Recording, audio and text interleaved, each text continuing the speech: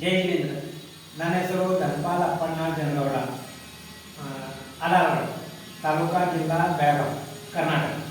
ಜೈ Jinendra.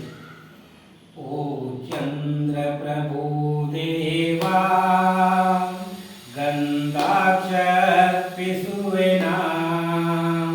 ಬಂಧೂರ ಮೂರ್ತಿ ನೀನಾ ವಂದಿಸುವೆ ಇಂದು ವದನ.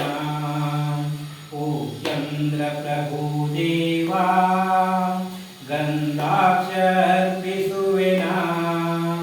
ಬಂಧೂರ ಮೂರ್ತಿ ನೀನಾ ವಂದಿಸುವೆ ಇಂದು ವದನ.